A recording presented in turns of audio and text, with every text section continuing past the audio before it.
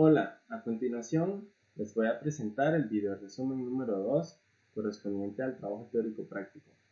Para este video tenemos como fuente el libro de Metodologías de la Investigación en su sexta edición, elaborado por Roberto Hernández Sampieri.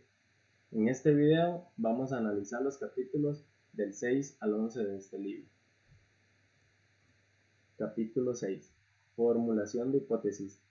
La hipótesis se define como explicaciones tentativas de la relación entre dos o más variables, y sus funciones son la de guiar el estudio, la de proporcionar explicaciones y la de apoyar las pruebas teóricas.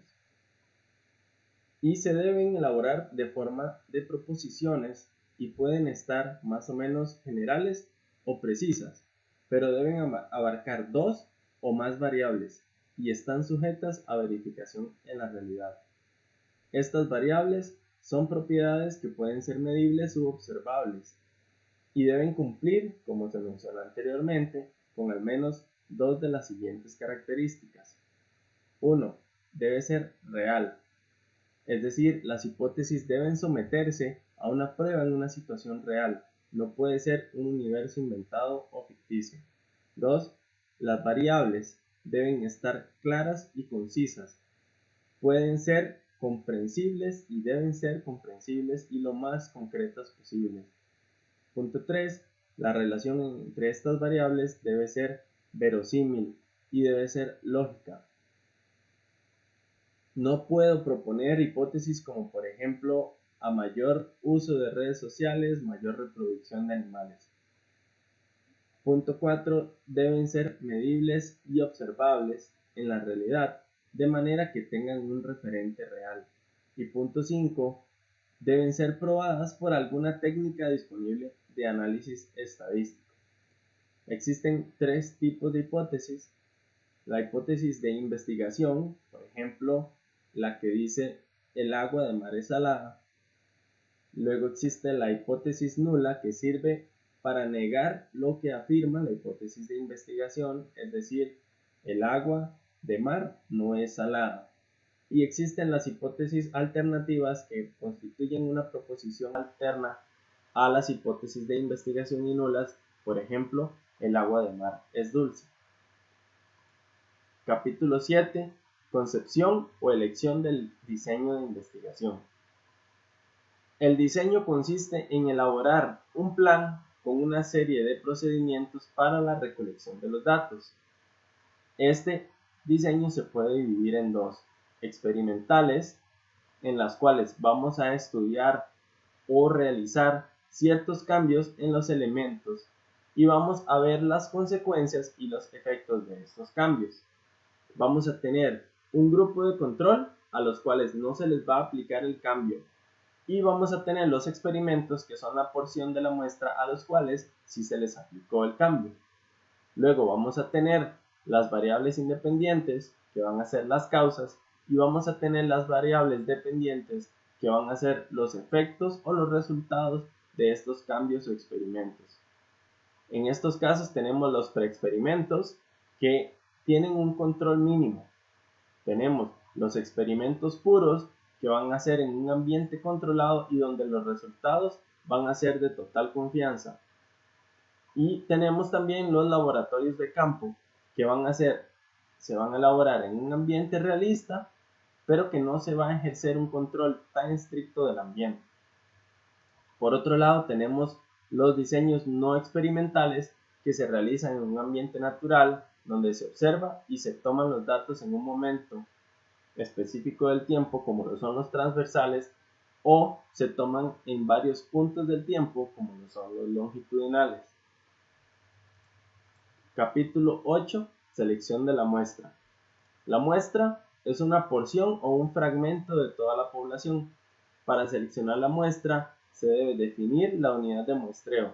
Luego debemos extraer esta porción, utilizar una técnica estadística y luego generalizar los resultados. Vamos a tener dos tipos de muestra. Tenemos la muestra probabilística y la no probabilística. La primera nos va a generar una probabilidad, valga la redundancia, mediante el cálculo de un tamaño de muestra representativo. Por ejemplo, Tenemos las muestras aleatorias simples, donde los elementos tienen la misma posibilidad de ser escogidos. Luego tenemos la estratificada, donde se divide la población por segmentos y se selecciona una muestra de cada segmento. Y luego tenemos la que funciona por clústeres o racimos, donde se van a separar físicamente las muestras. Por otro lado, tenemos las muestras no probabilísticas, que son los procedimientos más comunes que conocemos, como lo son la tómbola o los números aleatorios, donde no se depende de probabilidades, sino del objetivo de la investigación. Capítulo 9. Recolección de datos cuantitativos. Para recolectar los datos debemos formular un plan. Luego debemos definir las fuentes. Debemos saber dónde se encuentran estos datos. Debemos definir un medio o método para recolectarlos y después de tener los resultados los vamos a preparar y los vamos a codificar para poder interpretarlos. Para esto vamos a utilizar instrumentos de medición, que son los elementos que le permiten al investigador obtener los datos. Estos instrumentos deben ser confiables, es decir, que me permita tener los datos veraces e íntegros. Deben tener validez, es decir, que lo voy a medir en tiempo real y en la vida real. Y deben ser objetivos, o sea, que no interfiera el sesgo del investigador en la aplicación del instrumento. Tenemos en estos casos diferentes tipos de instrumentos de medición, como lo son cuestionarios, mediciones de aparatos, de equipos o de indicadores. Capítulo 10. El análisis de los datos cuantitativos. Para el análisis de los datos cuantitativos se puede realizar mediante distintos programas, como lo son SPSS, R, Tableau, SAS, Minilab, etc. Una vez que seleccionamos el programa, se ingresan los datos en el mismo, se ejecuta el análisis y se valida de manera visual para validar que son confiables los datos, que obtengo los resultados esperados. Realizo pruebas para verificar la validez de los mismos y luego presento los resultados obtenidos. En este punto, en el capítulo 11, que es el reporte de los resultados del proceso cuantitativo, es importante saber de qué forma voy a elaborar el reporte, saber hacia quién va dirigido y cuál es el contexto de la investigación.